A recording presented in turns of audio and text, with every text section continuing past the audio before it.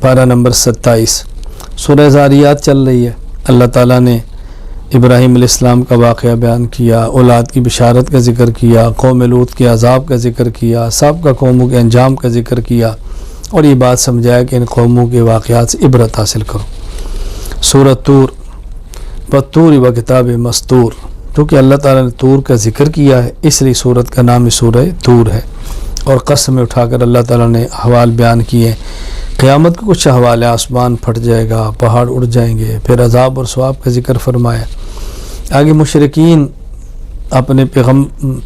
مشرکین کا ذکر کیا کہ پیغمبر پاک کو کبھی کاہن کہتے، نجومی ہے، کبھی مجنون کہتے، الیاذ باللہ پاگل ہے۔ اللہ تعالیٰ فرمایا نہیں، ایسی بات نہیں ہے میرے پیغمبر، آپ تو دائی ہیں اور دائیوں کو ایسی باتیں سننی پڑتی ہیں۔ پھر مشرکین اللہ تعالیٰ کے لیے فرشتوں کو بیٹیاں ثابت کرتے، اس کا رد کیا ہے کہ یہ کیسے ہو سکتا ہے کہ اللہ تعالیٰ کے لیے اولاد ہو، اللہ تو اولاد سے پاک ہے، تم اپنے لیے بیٹیاں پسند نہیں کرتے، اللہ کے لیے بیٹیاں چنتے ہو، کوئی عقل سے کام لو۔ آخر میں اپنے پیغمبر کو فرمایا میرے نبی آپ اب بے فکر رہیں، غمزدہ نہ ہوں، فإنک بأعیننا، آپ ہماری نگرانی میں ہیں، ہم آپ کی حفاظت کرنے والے ہیں، آپ دعوت دیں، باقی بالآخر انجام بد اس کا ہے جو آپ کی بات نہیں مانتا۔ سورۃ النجم، والنجم اذا ہوا، النجم ستارہ، چونکہ سورت کا آغاز ہی النجم کے لفظ سے، اس لیے سورت کا نام سورۃ النجم ہے۔ رسول اکرم صلی اللہ علیہ وسلم کی صداقت، عظمت کو بیان فرمایا۔ اللہ اکبر، بتایا کہ پیغمبر سچ بولتے ہیں، پیغمبر سچ سوچتے ہیں، نبی ہمیشہ وحی سے بات فرماتے ہیں۔ پھر معجزہ معراج والا ذکر کیا، اللہ تعالیٰ نے معراج کے لے گئے، پیغمبر کو نشانیاں دکھائیں، کیا کچھ دکھایا وہ اللہ کے رسول جانتے ہیں، اس کا ذکر فرمایا۔ پھر مشرکین کی مذمت کی ہے، اللہ تعالیٰ نے توحید کو بیان فرمایا اور مشرکین کا رد کیا۔ فرأیتم اللات والعزی، کیا تم لات عزی منات کو خدا بنا کر پوجا کرتے ہو، یہ تمہاری ایک گھنونی تقسیم ہے، سے بچو۔ اور فرمایا رلاتا بھی اللہ ہے، ہنساتا بھی اللہ ہے، اللہ ہی ہنساتے ہیں، اللہ ہی رلاتے ہیں، اللہ ہی زندہ کرتے ہیں، اللہ ہی موت دیتے ہیں، اللہ ہی نر پیدا فرماتے ہیں، اللہ ہی میدا یہ سب اللہ کے اختیار میں ہے۔ اس لیے شرک مت کرو، مشرک مت بنو، اللہ تعالیٰ کی عبادت کرو، اللہ کو سجدہ کرو، اللہ کے سامنے گڑ گڑاؤ، اللہ ہی سے مانگو، اللہ ہی کے سامنے جھکا کرو۔ سورۃ القمر، اقتربت الساعۃ وانشق القمر، چاند، چونکہ القمر کا ذکر ہے اس سورت کا نام سورۃ القمر ہے۔ اللہ تعالیٰ نے مومنین کے لیے بشارتیں دی ہیں، مشرکین کے لیے وعیدیں سنائی ہیں، مومن کے اچھے انجام کو ذکر کیا ہے، مشرکین کے انجام بد کو ذکر کیا ہے۔ پھر نوح علیہ السلام کی قوم کا ذکر کیا، قوم عاد کا ذکر کیا، قوم سمود کا ذکر کیا، یہ بتانے کے لیے کہ ان کے انجام کو دیکھو، سے عبرت حاصل کرو۔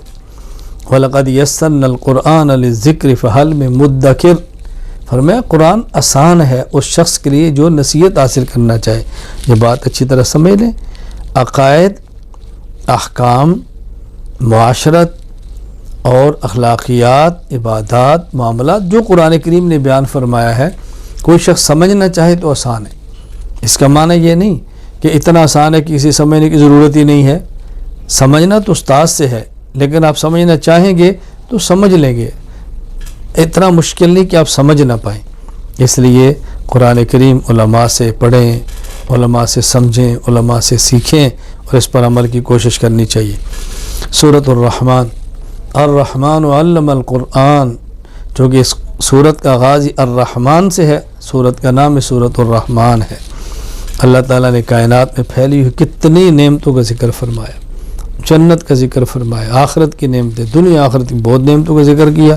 سب سے بڑی نعمت قرآن ہے، پھر نعمتیں سورج ہے، چاند ہے، ستارے ہیں، اور نعمتیں، اللہ نے سب نعمتوں کا ذکر فرمایا اور بار بار فَبِأَيِّ آلَاءِ رَبِّكُمَا تُكَذِّبَانِ، کتنی خدا کی نعمتیں، کس نعمت کا تم انکار کرو گے۔ اللہ تعالیٰ نے یہ نعمتوں کا ذکر فرمایا ہے۔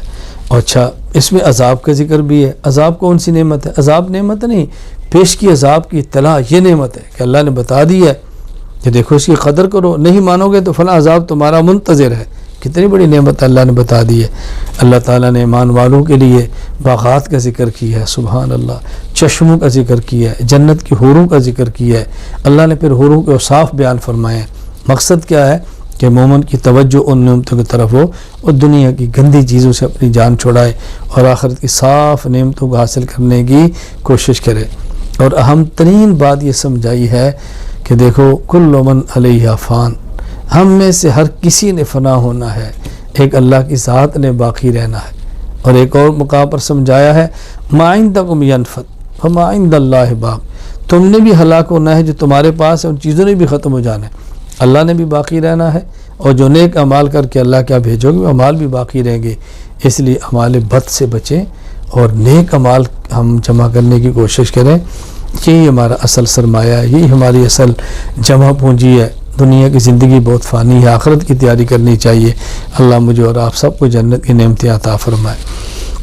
سورۃ الواقعہ، اذا وقعت الواقعہ، واقعہ کا معنی ہونے والی چیز، قیامت نے ہو کر رہنا ہے، اس لیے اس کو الواقعہ کہتے ہیں۔ تو چونکہ سورت میں سورۃ الواقعہ کا ذکر ہے، سورت کا نام ہی سورۃ الواقعہ ہے۔ اللہ تعالیٰ نے سمجھایا ہے کہ دیکھو زلزلے آئیں گے، پہاڑ ریزہ ریزہ ہو جائیں گے، یہ ایسے ہولناک منظر ہوگا تم برداشت نہیں کر پاؤ گے۔ اور پھر 3 گروہ ہوں گے، اصحاب الیمین، اصحاب الشمال اور مقربین، جن کو دائیں ہاتھ میں اعمال ملے گا نامہ اعمال، اصحاب الیمین، بائیں میں ملے گا اصحاب الشمال۔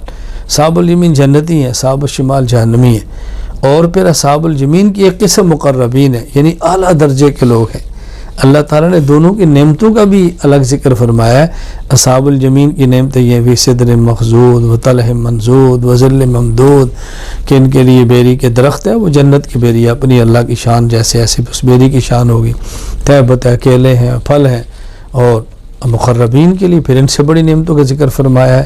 اللہ تعالیٰ ہمیں مقربین میں شامل فرمائے۔ اللہ کریم ہے، آدمی کو اللہ کی شان کے مطابق ہی اللہ سے مانگنا چاہیے۔ پھر اللہ تعالیٰ نے آفاقی دلائل بیان فرمائے، اللہ بارش برساتے ہیں، درختوں سے، تر درخت سے اللہ تعالیٰ سبز درخت سے آگ نکال دیتے ہیں، اولاد دیتے ہیں، اللہ تعالیٰ پانی تمہیں دیتے ہیں اور میٹھا پانی دیتے ہیں۔ خدا کی نعمتیں دیکھو، ان نعمتوں کو دیکھ کر اللہ کو یاد کرو۔ اور پھر ایک یہ مسئلہ بیان فرمایا ہے، لا یمس الا المطہرون، قرآن کریم کو ہاتھ لگانے کے لیے پاک ہونا ضروری ہے۔ یہ بات اچھی طرح سمجھ لیں، حالت جنابت میں یا عورت کو ماہواری کی حالت ہو، نفاس کی حالت ہو، ان حالتوں میں قرآن پڑھنا بھی جائز نہیں، چھونا بھی جائز نہیں۔ ہاں البتہ جنابت کی حالت نہ ہو، صرف وضو نہ ہو تو قرآن کریم کو پڑھنا تو جائز ہے، لیکن قرآن کریم کو چھونا اب بھی جائز نہیں، الا یہ قرآن کریم کو ایسے غلاف کے اندر ہو کہ جو الگ ہو سکتا ہو تو پھر آپ قرآن کریم کو پکڑ لیں بغیر وضو کے، ویسے جائز نہیں ہے۔ قرآن کریم کو ہاتھ نہیں لگانا چاہیے بغیر وضو کے۔ طہارت کا خیال کرنا بے حد ضروری ہے۔ سورۃ الحدید، اس سورت میں چونکہ الحدید کا ذکر ہے، لوہا وانزلنا الحدید، اس لیے سورت کا نام ہی سورۃ الحدید ہے۔ اللہ تعالیٰ نے اس میں ترغیب دی اللہ کے راستے میں خرچ کرنے کی بہت زیادہ۔ پھر یہ بیان فرمایا کہ فتح مکہ سے پہلے جو مسلمان تھے اور فتح مکہ کے بعد والے برابر نہیں ہیں، فتح مکہ سے پہلے والے مسلمان وہ افضل ہیں ان سے جو فتح مکہ کے بعد اسلام قبول کیا ہے۔ افضل ترین بدر والے ہیں بے شک، افضل ترین مہاجرین ہیں، پھر افضل ترین مکہ فتح ہونے سے پہلے والے ہیں، یوں تقسیم ہے۔ تو اللہ تعالیٰ ہم سب کو بات سمجھنے کی توفیق عطا فرمائے۔ پھر اللہ تعالیٰ نے یہاں فرمایا کہ یہود و نصارہ کی طرح تمہارے دل سخت نہیں ہونے چاہیے، تمہارے دل نرم ہونے چاہیے، جو ایمان والوں کی شان ہے۔ اور دنیا کی حقیقت بتائیے کہ دنیا کیا ہے۔ اعلم انما الحیات الدنیا لعب ولہو وزینہ وتفاخر بینکم وتکاثر فی الاموال والاولاد، یہ پہلے کھیل ہے، آدمی اب دنیا میں مست ہے، دائیں بائیں کو نہیں دیکھتا، پھر تھوڑا بڑا ہوتا ہے تماشا ہے اور دائیں بائیں کو دیکھتا ہے۔ پھر فرمایا کہ زینت ہے، اپنی فکر پڑ جاتی ہے۔ اس کے بعد فرمایا کہ فخر ہے، کبر ہے، جوانی ہے، اس کے بعد بڑھاپا ہے، میرا مال کتنا ہے، میری اولاد کتنی ہے، یہی فکریں پڑی ہوتی ہیں، اپنی ذات کی فکر بھی نہیں رہتی، نہ کھیل سے غرض، نہ تماشے سے غرض، نہ جوانی کے جنون رہ جاتے ہیں، بس حرص۔ فرمایا یہ ایک دنیا کی حقیقت ہے، اس کے بعد یہ جنت ہے یا جہنم ہے، تم جنت کی فکر کرو اور جہنم سے بچو۔ پھر لوہے کا ذکر فرمایا، لوہے کی حکمت بیان فرمائی کہ ہم نے لوہے کو پیدا کیا ہے اور لوہے کی پیدائش کی بنیادی مقصد جنگ اور جہاد ہے۔ ہاں دیگر ضرورتیں بھی ہیں جو تم پوری کرتے ہو، وہ بھی منافع ہیں، اصل اس کی جو منفعت ہے فی باس شدید وہ جہاد ہے، باقی اور منافع بھی لوہے سے ہیں جیسے ہم حاصل کر رہے ہیں۔ آخر میں مومنین کے لیے فرمایا کہ اللہ تعالیٰ ایمان والوں کو اجر ہی اجر عطا فرماتے ہیں، ہر حالت میں خدا اجر دیتے ہیں۔ اللہ تعالیٰ ہمیں کامل ایمان والا بنائے، ایمان والوں کی صفات عطا فرمائے۔ وآخر دعوانا الحمد للہ رب العالمین۔